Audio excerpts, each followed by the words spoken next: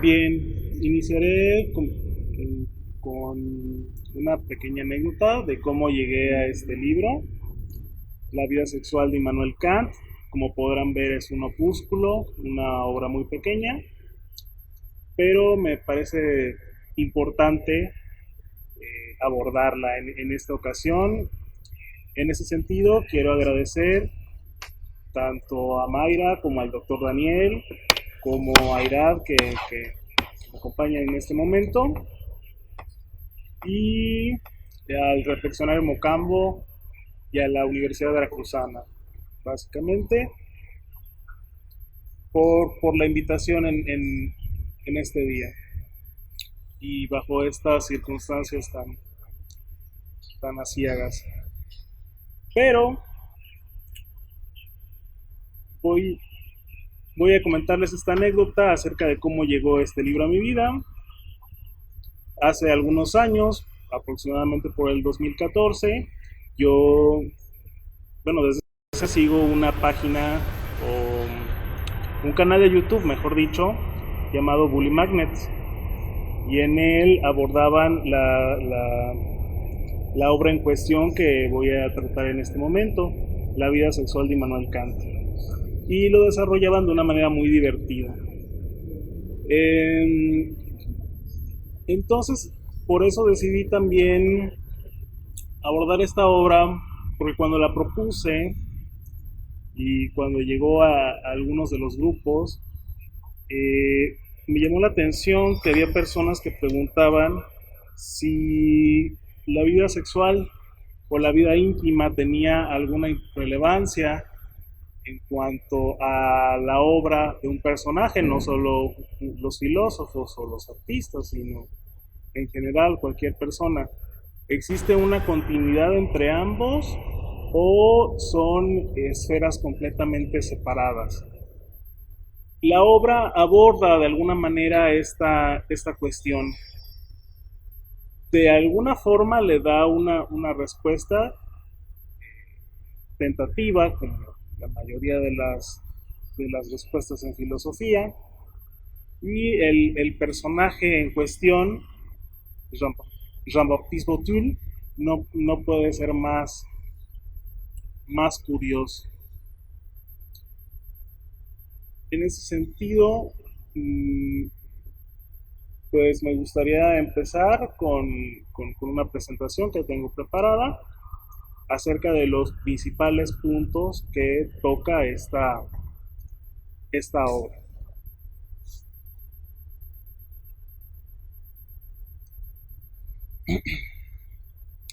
Bien, la vida sexual de Immanuel Kant, por ejemplo, Piscotul, que lo tenemos aquí, para quienes nos ven en Facebook, y vamos a iniciar. ¿Quién fue Immanuel Kant? Se preguntarán ustedes. Immanuel Kant fue un filósofo prusiano. Debemos recordar que en el siglo XVIII todavía no existía Alemania como la conocemos, sino era Prusia, que era un estado conformado por los actuales Polonia y Alemania, o por fragmentos de...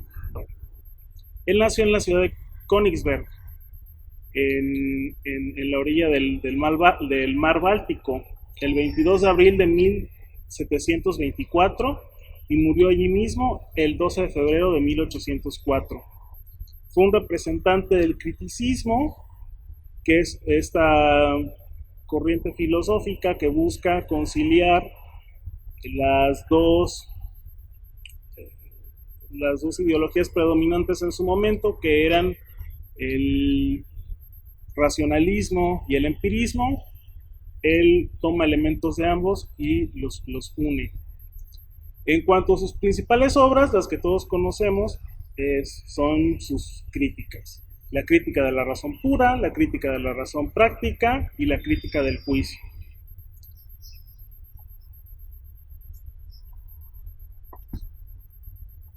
En cuanto a la estructura de la obra, esta se encuentra dividida en 8 pláticas que da este autor en una comunidad que se llama Nuevo Königsberg, en Paraguay. Es invitado por un grupo de fanáticos del filósofo, y estos los invitan a dar una serie de charlas acerca del personaje en cuestión. Y él decide tomar pues este perfil, este lado de la vida del autor, para hacer reflexiones sobre su filosofía. Cada una de las ponencias, de las pláticas, se llaman: la primera, Amar Königsberg; la segunda, María Charlota; la tercera, debe casarse un filósofo. Ay, me lo trito, oigan. La cuarta, la cabeza llena de grillos; la quinta, sudor, saliva y semen; la sexta, la cosa en sí totalmente desnuda; Ay. la siete, coito ergo sum; y la ocho, el día y la noche. ¿Sí? Amar Königsberg. Esa es la primera plática, que habla acerca de cómo precisamente el autor, el filósofo, eh, pues siente un profundo amor por su ciudad, pero al mismo tiempo no por las motivaciones que nosotros creeríamos. Retomo algunas de las frases que dice Jean-Baptiste Boutelle en su obra. La primera de ellas dice que es natural que los asuntos biográficos sean mal vistos cuando uno pretende tontamente explicar la obra de un pensador mediante su vida. Y efectivamente hasta el día de hoy sigue existiendo pues esta réplica, ¿no?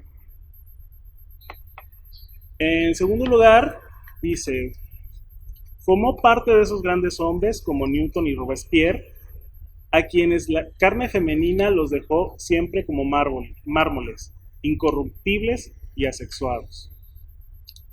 Esa es una frase que va a marcar toda la línea de la obra, porque Kant, muy similar a muchos pensadores de su tiempo, tenía marcadas tendencias misóginas.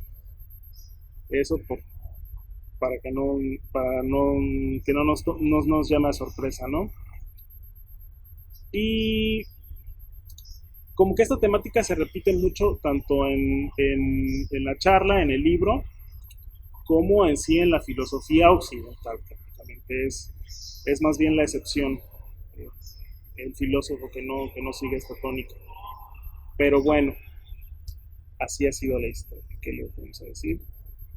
Lo que nos queda es hacer, trabajar hacia adelante, ¿no? Otra frase de la primera plática dice que todas sus tesis son discutibles excepto una: el filósofo digno de ese nombre no se casa. Y finalmente, Kant nunca quiso dejar Königsberg. Ahí estaba su modesto negocio. Y entonces ustedes se preguntarán, ¿de qué negocio habla?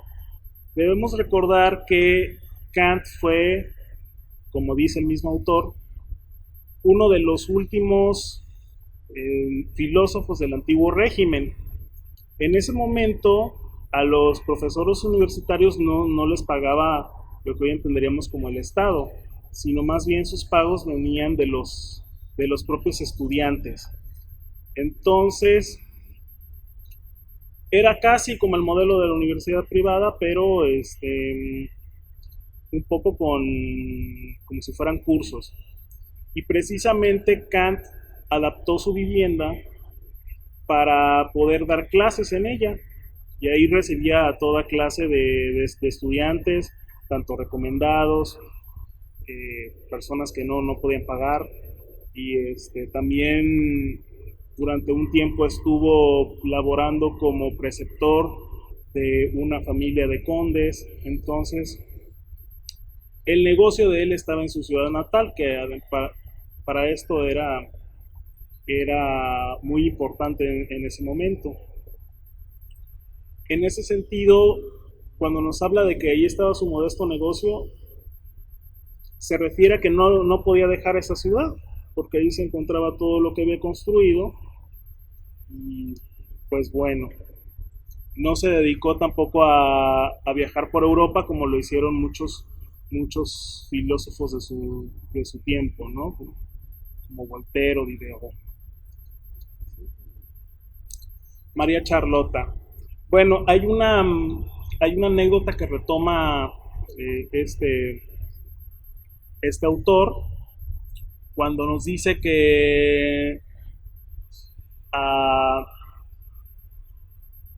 a Kant se le presentó una mujer muy adinerada y decidió pues hacerle la corte, ¿no? Seducirlo y demás.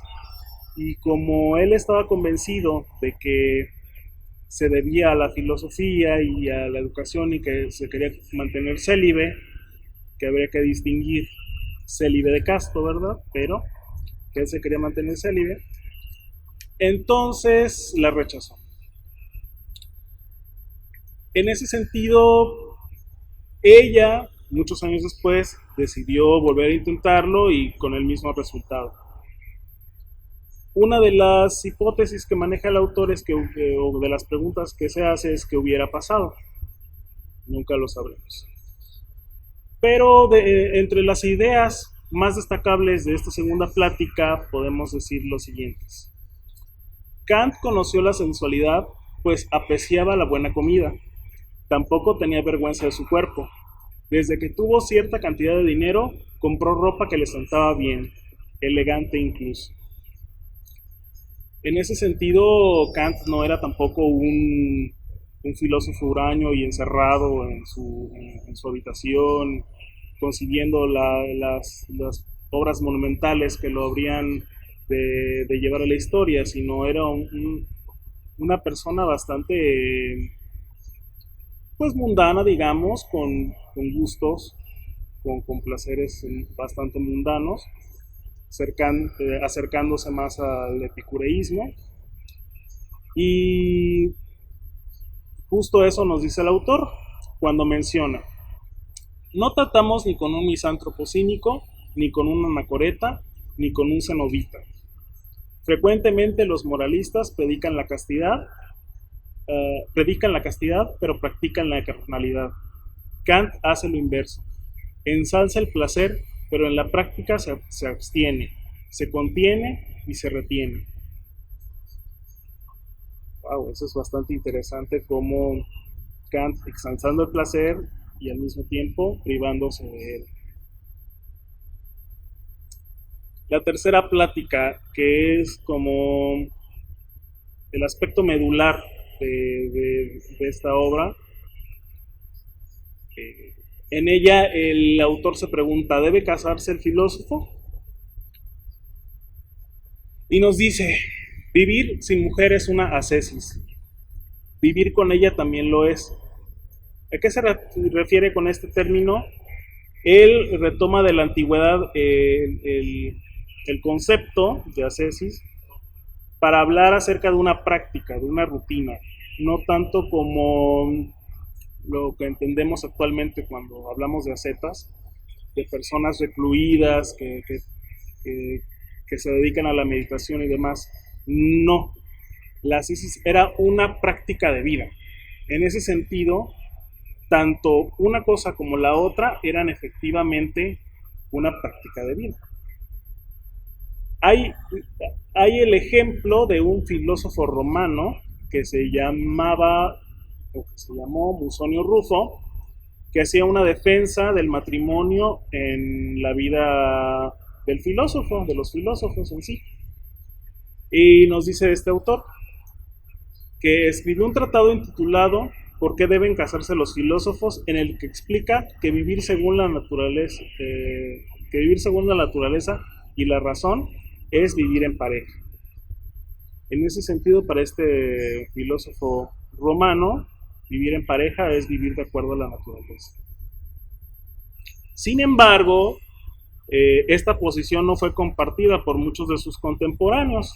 Nos dice también que los epicúreos y los cínicos estaban en contra del matrimonio, por razones distintas, ¿no? Y finalmente retoma Kant cuando dice que él tomó la decisión entre ser longevo o ser casado. Había que elegir y el matrimonio se consideraba un lento suicidio, una forma autorizada de abreviar la vida.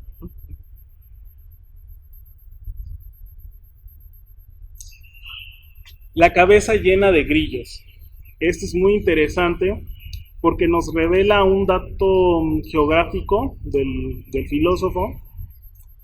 Nos dice que Kant en su Antropología, una de sus obras no tan conocidas por el gran público, define la hipocondría, que era una condición que también él padecía. Él lo llama la Grillenkrankheit, o la enfermedad de los grillos. Esto era porque la consideraba muy molesta, era una cuestión que lo alteraba los nervios. Y hace ahí toda una explicación el autor del contexto de este término, porque nos platica que los grillos en Alemania, por las duras condiciones, solo pueden vivir cerca de las chimeneas. Entonces el sonido que hacen se encierra y es una experiencia muy mala para quienes padecen insomnio y demás. Entonces ese es el sentido que le da Kant. Y también hay un dato muy interesante, y nos dice el autor. A la edad de 21 años, en su Historia Universal y Teoría del Cielo, que prefirió no firmar, describe el Sol como si se hubiera aproximado a él. Estas páginas hacen del joven Kant lo que llamaríamos hoy un autor de ciencia ficción. ¿Quién se habría imaginado, no, que Kant también sería un autor de ciencia ficción en su juventud? Y también tuvo acercamientos con ciertas cuestiones esotéricas de su momento, que vamos a ver un poco más adelante. Teorías acerca de los humores y demás que ahorita están completamente desactualizadas, pero que en su momento él lo llevó como una práctica de vida. Bien, en su plática del sudor, saliva y semen, nos habla precisamente de eso. Dice el autor: toda gota de nuestros preciosos humores es una parte de nuestra fuerza vital. Todo escurrimiento es un desperdicio de energía. Primeramente hay que preservar el sudor. Enseguida hay que guardar las salivas. Por último, evidentemente, hay que preservar el semen. Desperdiciar el semen es gastar la energía vital. Cada eyaculación abrevia nuestra vida. O sea, ahí podemos observar un modelo del cuerpo humano contenido en sí mismo. Que nada salga de él, ni sudor, ni ningún fluido. En ese sentido, retoma precisamente de esta mística, de un oscuro, una especie de profeta sueco y demás. Y de ahí retoma estas teorías y al final como que les va dando un cierto carisma racional, pero vemos ahorita, por ejemplo, ya están completamente desfasados, ¿no? Desactualizados.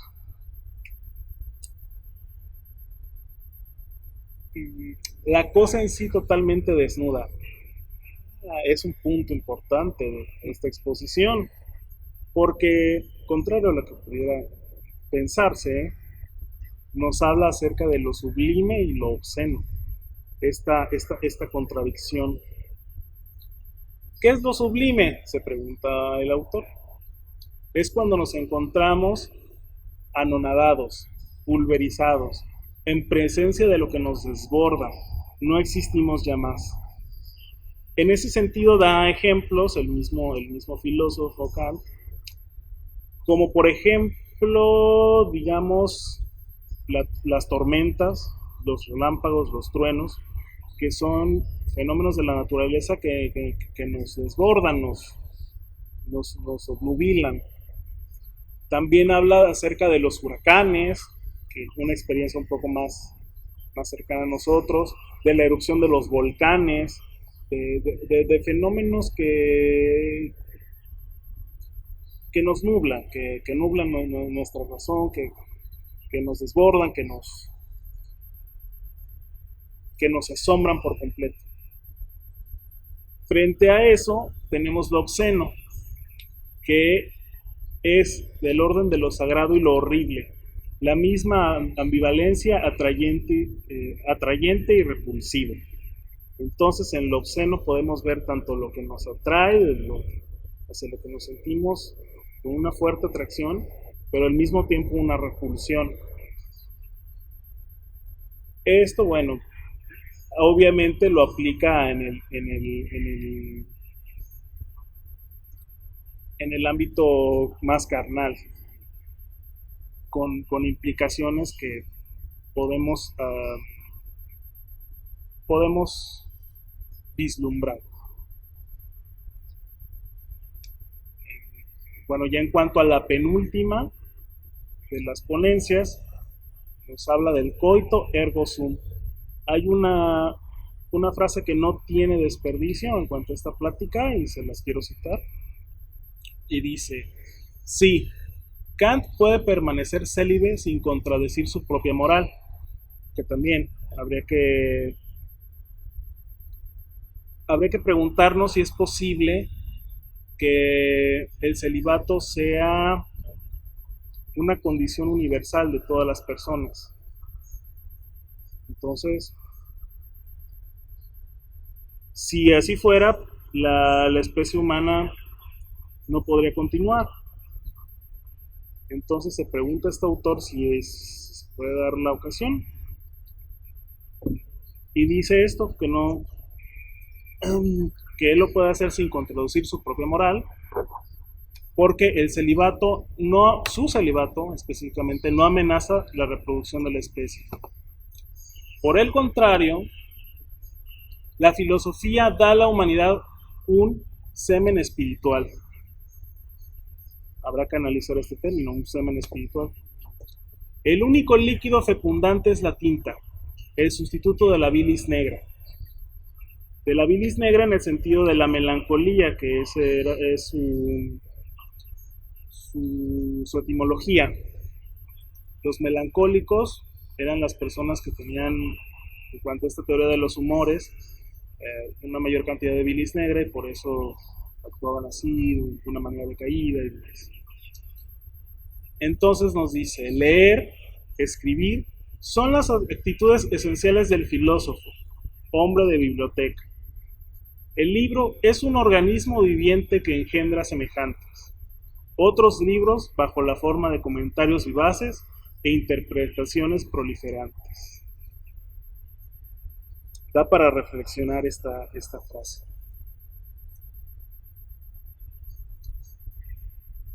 El día y la noche es su última ponencia. Rescato solamente una frase que me parece muy importante, pero que nos lleva a la página 111 ya para el final.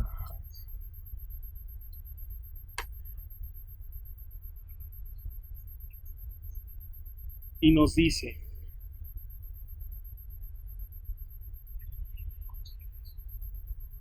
en fin, en una apoteosis diabólica se puede invertir la moral kantiana línea por línea. El bien es el bien y el mal es el bien. El bien es el mal y el mal es el bien. Se obtienen entonces las reglas que conocemos perfectamente en este bárbaro siglo XX. Mata de tal manera que tu crimen pueda servir de modelo a toda la humanidad. O bien, no te contentes con querer matar a todo el mundo. Haz de modo tal que todo el mundo quiera matar a todo el mundo. O bien, asesina de tal manera que tu asesinato se pueda aplicar a toda la humanidad. No digo con esto que el nazismo salga del kantismo. Lo que digo es que en el kantismo, así como en toda la moral que busque lo universal, hay un germen de perversión que basta activar para obtener un genocidio y una exterminación en masa. O bien, y dice, ¿ven ustedes que es mejor que Kant permanezca estéril? Engendraría hijos malditos y retoños inmundos.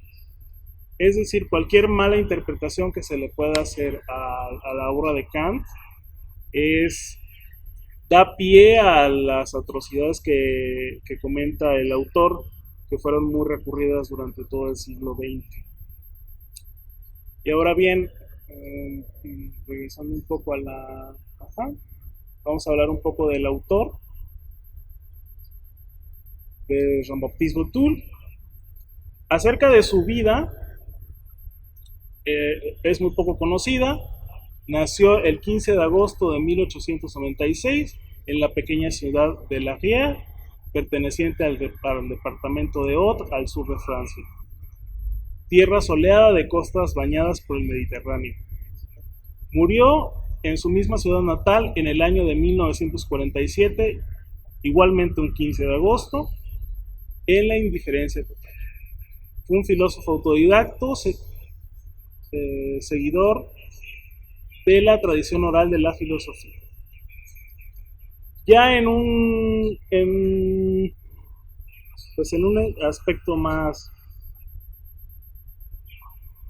verosímil o más cercano a la realidad, el personaje es una invención o un alter ego literario del periodista y profesor de filosofía francés Frédéric Faget. Su aparición ocurrió en un discurso pronunciado por él en 1995. Este autor se reconoce solo como su compilador y editor en cuanto a la obra que les acabo de comentar. Y pues ahora no sé si leamos algunos comentarios, algunas dudas. Igual si tú tienes algún comentario, Edgar, o si yo tuviera alguno, podemos primero leer si hay de público. Sí, claro, aquí en el público está Sara Benavides, que manda un saludo. Saludos. Está Pérez Lunar, que dice que le gustó las 5. Me imagino que se refiere a las 5 exposiciones de... Las 5, a ver que nos platique. Le gustó la Saliva, Sudor y Semen, es la quinta plática. Por ahí está José Manuel Ambrosio, que dice saludos, Daniel. Saludos. Les recuerdo, si tienen alguna pregunta, este es el momento para hacerla. También está Juan Manuel Guerrero, nos acompaña. Saludos. Y Lili Gutiérrez. Damos un minuto para que escriban sus dudas. También a los que están escuchando por el WhatsApp del Reflexionario en Mocambo y el de Taller de Promotores, también estamos recibiendo sus preguntas.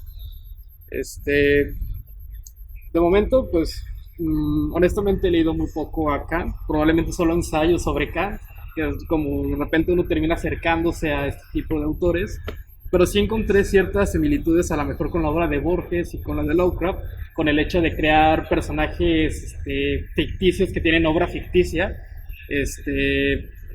Hay un cuento de Borges, creo que se llama Ubartlón, un nombre muy extraño, Orbis Tetris, que habla sobre una enciclopedia ficticia que habla de una ciudad ficticia y un filósofo ahí imaginario, supuestamente encontrada por Bioy Casares, y se hace una ficción muy interesante a raíz de un personaje ficticio.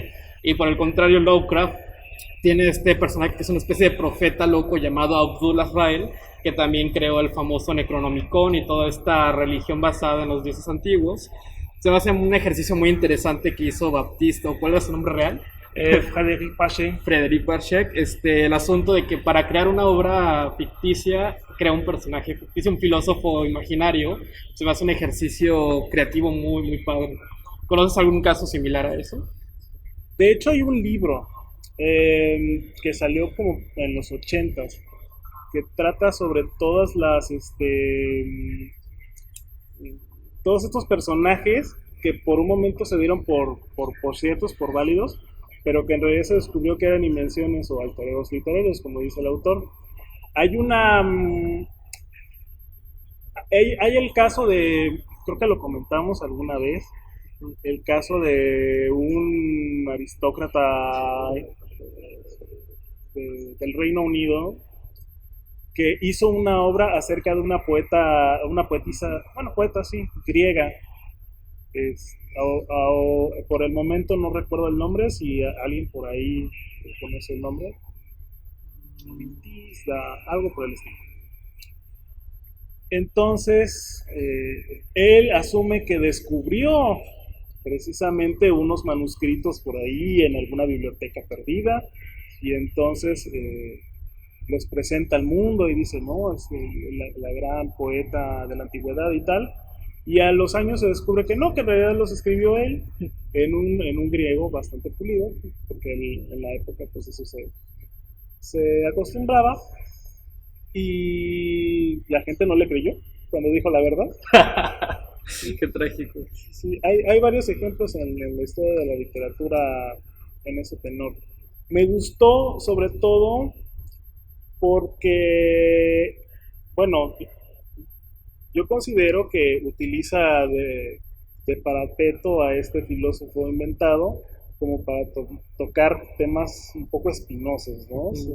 Siempre un abordaje más íntimo de la vida de un personaje siempre provoca como reacciones, como puedo observar. Me llamó la atención la última parte sobre los hijos malditos de Kant, el asunto de que a lo mejor una malinterpretación de su obra puede dar a, pues, vaya, al nazismo, por ejemplo, otras genocidios y otras catástrofes por una mala interpretación de las teorías de Kant.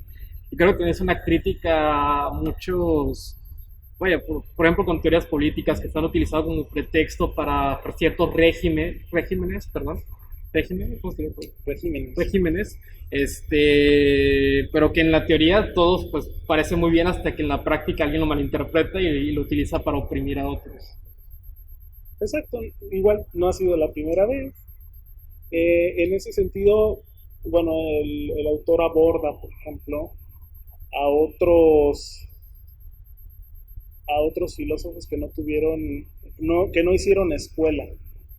Por ejemplo, el nunca bien ponderado Schopenhauer, que es de una generación siguiente, de Nietzsche, que tampoco dejó como herederos de su filosofía, fue Nietzsche y se acabó, Schopenhauer y se acabó.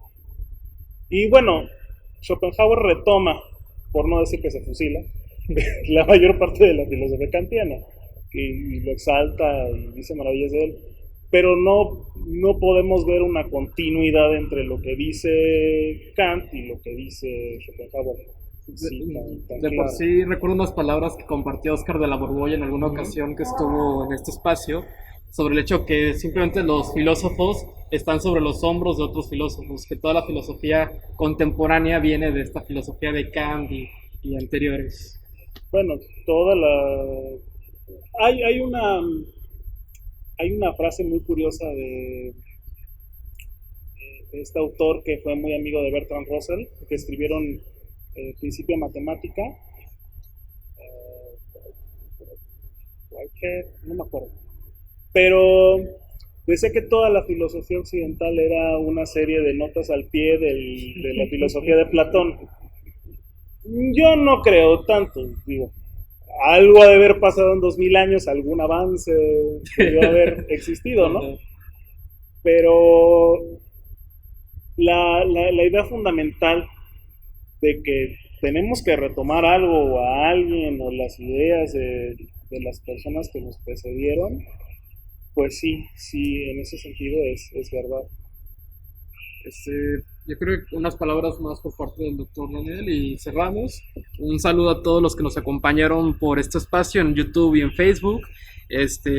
La siguiente semana, bueno, los dejo con... Sí, bueno, yo creo que no solamente te basas en escritores anteriores, sino que toda escritura en buena medida es reescritura de otras, ¿no? No solamente te basas, sino que sin ella no podrías hacer la nueva escritura. Y que hay cosas nuevas, pero no hay cosas que sean absolutamente nuevas, sino que tienen un basamento. Y la novedad es ruptura, pero también es reescritura, no partimos de la nada. Así que yo estoy de acuerdo en ese sentido. Y bueno, y también celebro esta cuestión de la creación de personajes ficticios para generar nuevas ficciones. Pues tiene un giro más, es divertido, es también un guiño para el lector inteligente, es decirte, mira, estamos jugando con la ficción y te invita a volver a pensar de otra manera, a jugar con lo que imaginas, ¿no? También, Entonces, sí. también creo que ha sido una herramienta para muchos escritores para escribir sin presiones, sin censura, ya que a lo mejor por ciertos contextos de opresión, vaya, yo solo pienso en Estados Unidos, en la época de la cacería de brujas de los comunistas, entonces tienen que crearse ciertos alter egos para decir lo que pensaban ciertos escritores, o en el caso cuando eran escritores mujeres, que tenían que usar seudónimos masculinos para poder publicar y ser leídas, por ejemplo. Claro, claro. Y en el caso que habíamos visto de César Bruto, el que escribe el prólogo en el gran epígrafe de La Rayuela de Cortázar, también es una manera de permitirse jugar con lo que de otra manera sería incorrecto hacerlo, pero el personaje es así y él lo puede hacer. Me hace pensar, y es una idea muy chusca, en el titiritero o el que tiene el títere en la pierna y para decir barbaridades las dice el muñeco, pero lo dijo el muñeco, no lo dijo claro. el ventríloco, peor. Me hace pensar un poquito en ello. Muy bien. Si ahorita no salimos en cámara es porque estamos manteniendo a la Susana por aquí. Susana a distancia. A la Susana a distancia. Daniel, ¿algo más que quieras comentar tú? Daniel Lara. Bueno, solo una cuestión muy divertida también. Hay un club de amigos de Jean-Baptiste Botul que cada vez que se cita a este autor, la mejor obra obtiene un premio. Entonces, ya saben, si quieren conocer un poco más del personaje y escribir acerca de él, hay algunas obras premiadas, hasta un muy conocido filósofo francés que lo tomó por cierto y pues ya luego descubrió que no, que era un personaje ficticio. Pues, es divertido, digamos, y esa es la invitación. Obviamente la lectura por placer, nunca está de más comentarlo, que busquen, que retomen cosas que les atraigan, que disfruten y sobre todo que le encuentren el lado amable a esta cuarentena, ¿no? Y qué mejor que leyendo. Yo quiero hacerte una pregunta, si puedes mostrar el libro otra vez en pantalla. El librote. Exacto, ¿qué podrías decir sobre el formato? ¿Qué te dejó leerlo en este pequeño formato? ¿Cómo fue tu experiencia? Pues realmente fue muy agradable porque me parece que el tamaño de letra está muy bien. Yo siempre me he quejado de los libros que tienen la letra demasiado pequeña.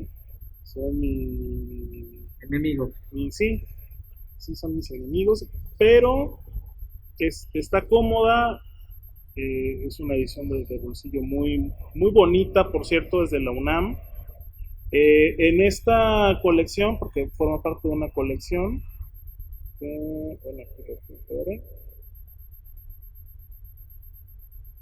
donde se retoman opúsculos, ensayos y cuestiones sueltas que en sus idiomas originales forman parte de antologías y entonces es muy complicado encontrarlos. Entonces precisamente esta colección los retoma. Hay cosas buenísimas desde Lichtenberg hasta este autor, Jean-Baptiste Botul, pasando por otros tantos que escribieron sus ensayos y sus obras breves. Y a mí en lo particular me gustó mucho, estoy muy satisfecho y tengo otros tantos por leer todavía en el futuro, entonces esperemos regresar por acá. Claro que sí. Pues no, simplemente decir que el 14 de abril vamos a reanudar los martes de lectores y lecturas. Viene una semana de receso por Semana Santa. Pues estaremos todos atendiendo las indicaciones, usando cubrebocas y guardando distancia. Y pues la semana que sigue, la primera semana de abril, que corre a partir del 4 hasta el 11, 12, pues no tendremos actividades desde el reflexionario, pero el 14 regresamos con el martes de lectores y lecturas. Y agradecemos a todos los que nos están siguiendo esta transmisión, tanto en Facebook como en el canal de YouTube del Reflexionario Mucamo.